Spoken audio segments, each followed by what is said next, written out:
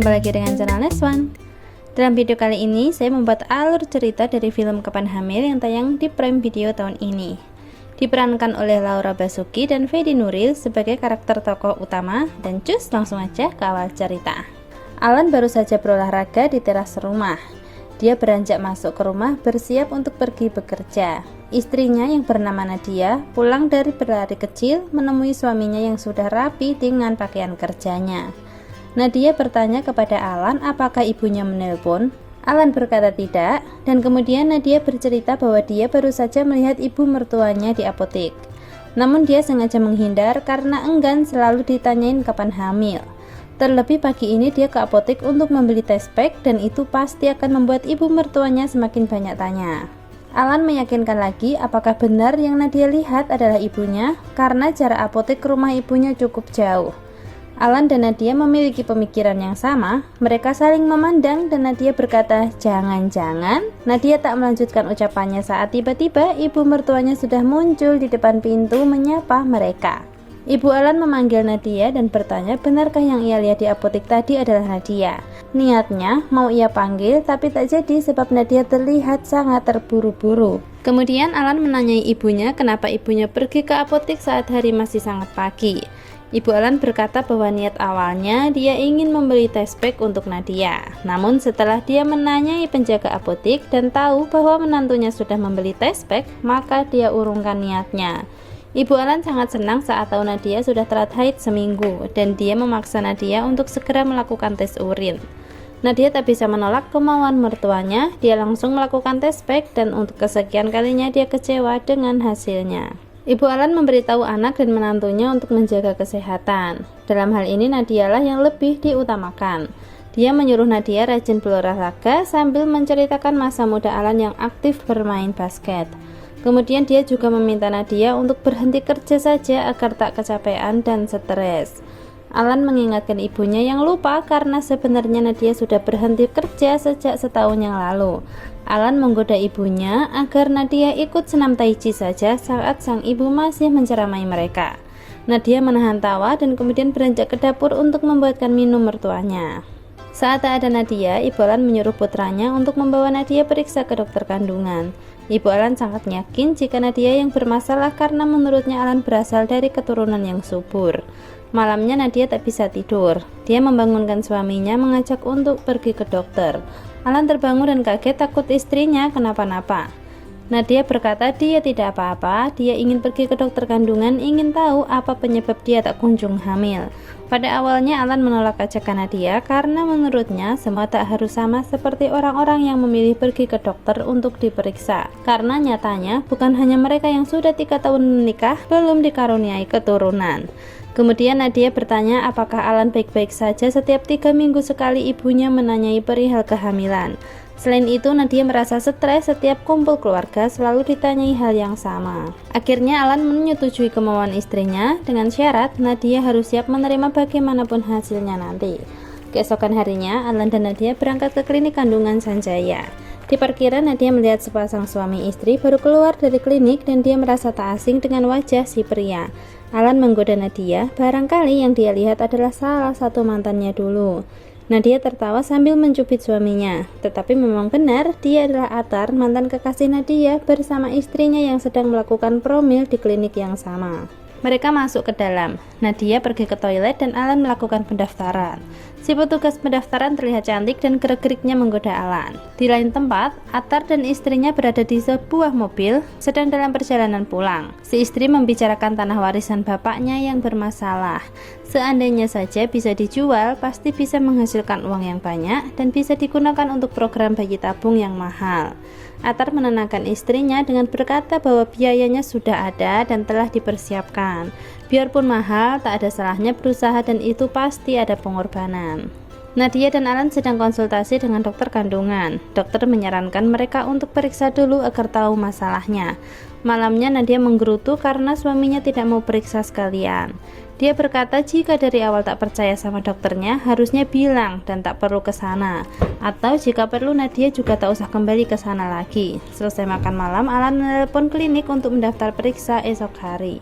Alan pergi ke klinik seorang diri. Dia cerita sama admin pendaftaran yang bernama Andin itu tentang masa lalu dan kekhawatirannya. Masa mudanya dulu, Alan bandel dan selalu berhubungan badan dengan pacar-pacarnya, kecuali dengan Nadia yang sekarang menjadi istrinya.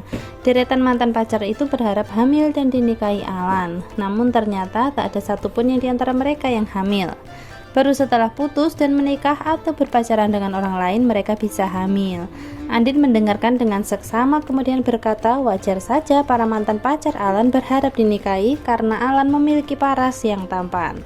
Alan meminta Andin menghubunginya terlebih dahulu jikalau hasil itu menyatakan Alan yang bermasalah. Andin menerima permintaan Alan setelah menerima sejumlah uang. Malam harinya Andin menelpon Alan memberitahu bahwa hasilnya sudah keluar dan Alan memiliki masalah dalam kesuburan. Alan langsung mengajak Andin bertemu malam itu juga. Alan beralasan kepada Nadia bahwa ada masalah pekerjaan dan dia harus pergi. Alan menemui Andin di sebuah bar. Alan meminta Andin mengubah hasil tes sebelum diserahkan ke dokter. Alan memberi imbalan kepada Andin sebesar 10 juta. Keesokan harinya dokter menjelaskan hasil tes Alan yang subur. Sedangkan tes Nadia masih perlu proses lebih lanjut. Alan merasa lega, begitu juga Nadia. Di lain hari Nadia pergi ke klinik seorang diri untuk mengambil hasil tes. Nadia bertemu dengan Atar yang juga hanya seorang diri. Mereka saling bertanya kabar dan dari situ mereka tahu bahwa mereka sama-sama belum memiliki keturunan. Malamnya Alan pulang ke rumah dan Nadia bercerita bahwa tadi di klinik bertemu dengan Atar.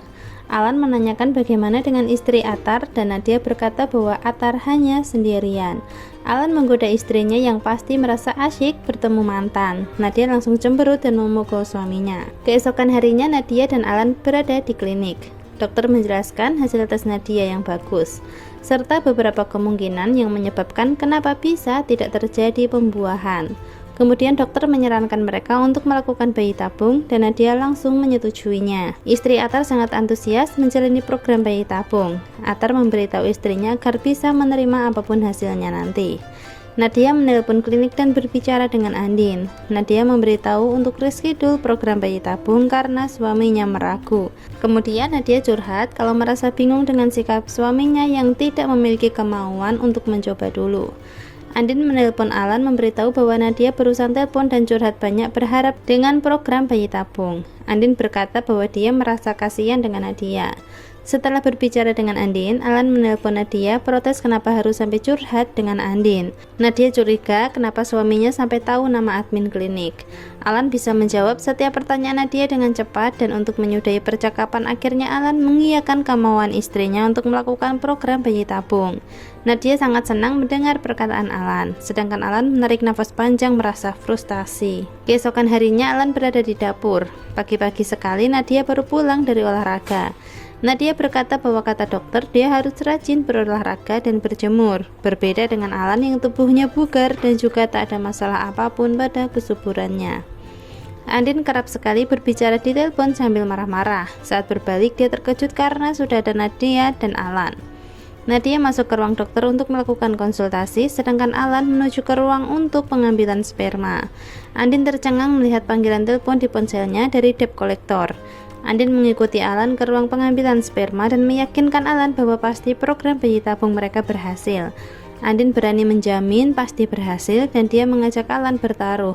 Jika Alan beneran berhasil, maka Alan harus memberinya uang sebesar 50 juta. Sebaliknya, jika Alan gagal, maka boleh minta apapun padanya kecuali uang karena dia tak punya uang. Alan menyetujui kesepakatan itu dan akhirnya proses bayi tabung dimulai. 3 bulan berlalu, Nadia berhasil mengandung 2 bayi kembar. Nadia senang bukan main, sedangkan Alan sangat kaget. Di tempat lain, Atar dan istrinya mengalami kekecewaan karena bayi tabung mereka tak berhasil. Malam hari, Alan mengajak Andin bertemu lagi di bar. Alan penasaran kenapa dia bisa berhasil memiliki keturunan, sedangkan kualitas spermanya tidak bagus. Andin dengan ceria berkata semuanya mungkin saja terjadi karena dokter bisa memilih mana sperma yang bagus untuk dipertemukan dengan sel telur yang bagus juga. Alan menyerahkan seks sebesar 50 juta dan Andin semakin sumringah. Andin berkata jika nanti urusan mereka sudah selesai, dia berharap masih bisa tetap berhubungan dekat. Alan memesan minuman termahal dan itu membuat Andin mabuk. Alan memapah Andin keluar dari bar dan dalam keadaan mabuk berat, Andin berkata bahwa dia telah menukar sperma Alan dengan sperma milik Atar. Oleh karena itu, bayi yang di dalam kandungan Nadia adalah berasal dari sperma Attar. Alan terbakar emosi dan Andin kehilangan keseimbangan terjatuh di tangga. Alan membawa Andin ke rumah sakit. Nadia menelpon Alan bertanya di mana Alan sekarang sampai larut malam belum pulang. Alan berbohong sedang membawa orang kantor ke rumah sakit. Nadia kaget dan berpesan hati-hati saat pulang nanti. Tak berselang lama, ponsel milik Andin berdering. Alan mengangkat telepon dan dari seberang mengaku bahwa dia adalah papa Andin. Alan tiba di rumah. Andin menanyai Alan yang tampak tak bersemangat dan Alan menjawab hanya kecapekan saja. Nadia berkata bahwa dia tak pernah menyangka akhirnya bisa hamil juga. Sekarang semua orang heboh memberi semangat. Nadia juga mengajak Alan untuk menebak jenis kelamin bayi yang ada di perutnya. Alan hanya diam saja tak menanggapi ucapan istrinya. Keesokan harinya, Alan menelpon Attar. Alan marah-marah dan mencurigai bagaimana kelanjutan pertemuan Attar dengan Nadia di klinik. Alan juga mengingatkan Attar bahwa sekarang mereka sudah memiliki pasangan masing-masing. Alan menanyai apa yang Attar lakukan terhadap Nadia sampai hamil. Attar bingung apa maksud arah perkataan Alan dan meminta Alan untuk berbicara dengan jelas. Kemudian Alan berkata Attar tidak akan berani berselingkuh dengan terang-terangan. Namun Alan menuduh Attar merusak kredibilitas Alan dengan memberikan sperma miliknya untuk Nadia. Dan sekarang Nadia hamil karena sperma milik Attar. Attar terkejut dan menutup telepon dari Alan. Attar menceritakan masa lalunya saat masih kuliah. Istri Attar mencurigai suaminya yang berselingkuh dengan Nadia karena dirinya tak bisa memberikan keturunan untuk Attar. Kemudian Attar mengingatkan istrinya tentang janji setia yang pernah ia ucapkan dulu. Tak peduli apapun yang terjadi, mereka akan terus seperti itu. Keesokan harinya, Attar dan istri menemui dokter Sanjaya. Namun dokter meyakinkan bahwa hal demikian tak akan pernah terjadi di kliniknya. Di saat bersamaan, Nadia dan Alan juga hendak periksa kandungan. Mereka bertemu dan Alan panik. Attar memberitahu dokter bahwa Alan adalah orang yang telah menuduhnya. Alan tersenyum garing dan berpura-pura bahwa semuanya hanya bercanda. Nadia bingung dan bertanya apa yang terjadi. Attar menjelaskan apa yang Alan lakukan kemarin dan Alan masih terus menyangkal bahwa dia hanya ingin ngeprank Attar. Tiba-tiba datanglah seorang pria tinggi kekar bersama dua pengawal yang tak kalah sangar mengaku sebagai papa Andin. Dia ke klinik karena ingin menuntut cek yang diterima Andin adalah cek kosong. Kemudian Alan menyaut ucapan lelaki itu dengan berkata bahwa cek itu asli. Nadia bingung apa hubungan suaminya dengan semua kejadian ini dan Alan berkata bahwa dia yang telah mengantarkan Andin ke rumah sakit. Keadaan semakin memanas, akhirnya dokter menyarankan mereka untuk masuk ke ruangannya untuk membicarakan semua permasalahan dengan baik-baik. Di saat bersamaan, Andin menelpon dokter menjelaskan semua yang terjadi. Akhirnya, kelakuan Alan selama ini terbongkar dan semua tahu jika anak yang dikandung Nadia adalah dari sperma Attar. Baik Andin, Attar dan istrinya sangat terkejut mengetahui semuanya. Malamnya Nadia menyeret koper hendak pergi dari rumah. Alan melarang Nadia pergi karena kondisinya sedang hamil. Jika Nadia tak ingin tinggal dengan Alan, maka Alan yang akan pergi dari rumah. Nadia memperingatkan Alan untuk tidak menemuinya tanpa seizin dari Nadia. Ibu Alan mengunjungi Nadia dan dia khawatir melihat wajah Nadia yang pucat. Dia meminta maaf karena selama ini menuduh Nadia mandul dan berpesan kepada menantunya agar tidak kecapekan. Ibu Alan memanggil Alan untuk disuruh membuat kamar di lantai bawah untuk Nadia. Nadia memberitahu mertuanya bahwa suaminya sedang pergi kerja. Alan tinggal di hotel dan tubuhnya tak terurus. Andin telepon meminta maaf dan memohon agar tidak dilaporkan ke polisi. Alan berkata bahwa dia tak akan lapor polisi karena demi mental kedua anaknya nanti. Namun Alan memastikan bahwa dia tak akan pernah bertemu dengan Andin lagi apapun alasannya. Karin, istri Attar, menemui Nadia di klinik. Karin mendekatkan diri kepada Nadia dan Nadia juga menyambutnya dengan ramah. Karin melihat suaminya memandangi potret masa lalu bersama Nadia dan Alan. Attar merasa kangen dengan anak-anak yang ada di rahim Nadia. Kemudian Karin mengajak Attar pergi ke rumah Nadia. Nadia senang Karin dan Attar berkunjung ke rumahnya. Alan bekerja dan melihat rekan kerjanya yang memiliki hubungan keluarga sangat harmonis. Padahal mereka tak memiliki keturunan dan mengadopsi seorang anak dari panti asuhan. Orang itu bercerita bahwa dirinya tidak bisa memiliki keturunan dan Alan merasa salut orang itu bisa dengan mudahnya menceritakan kelemahannya. Alan pulang ke rumah saat Nadia sedang pergi. Alan ngobrol dengan pembantu dan bertanya bagaimana keadaan Nadia selama ini. Pembantu berkata bahwa Nadia masih sama seperti dulu, cantik dan terlihat biasa-biasa saja dalam menjalani hidupnya. Alan bertanya saat ada dan tak ada dirinya tak memiliki arti berbeda bagi Nadia. Kemudian pembantu berkata, kan hanya dilihat dari luarnya, untuk dalam hatinya mana tahu. Setiap hari Alan selalu pulang dan meletakkan bunga di meja. Namun Nadia juga selalu membuangnya ke tempat sampah. Nadia melakukan pemeriksaan kehamilan dengan ditemani Atar beserta Karin. Di hotel, Alan mengabaikan panggilan telepon ibunya. Suatu hari Atar menelpon Alan menanyakan kabar dan Alan meminta maaf. Atar menanyakan kondisi ibu Alan setelah masuk rumah sakit dan Alan bingung karena dia sama sekali tak tahu ibunya masuk rumah sakit. Alan buru-buru ke rumah sakit menemui ibunya dan ibunya tak mengenali Alan. Di sana juga ada Atar dan Karin yang sudah tiba lebih dulu. Sedangkan Nadia datang hampir bersamaan dengan Alan. Alan bingung kenapa ibunya jadi pikun. Tiba-tiba ibunya marah kepada Alan dan ternyata dia hanya berpura-pura tak mengenali putranya. Ibunya memarahi Alan yang telah berbohong. Alan menoleh ke arah Atar dan Atar hanya berkata prank. Ibu Alan melakukan itu semua demi mempertemukan Alan dengan Nadia agar bisa memperbaiki hubungan mereka. Ibu Alan bangun dengan sehat dan saat Alan menoleh ke Nadia, Nadia sudah kesakitan hendak melahirkan. Nadia berhasil melahirkan dua anaknya dengan selamat. Setelah itu, Alan menemui Nadia meminta maaf dan mengakui kesalahannya serta rasa takutnya terlihat lemah. Nadia memaafkan Alan tanpa meminta penjelasan panjang karena dia selalu mengerti Alan. Rasa cintanya untuk Alan juga masih sama seperti dulu saat mereka pertama bertemu. Akhirnya mereka memutuskan untuk memberikan salah satu putranya kepada pasangan Atar dan Karin.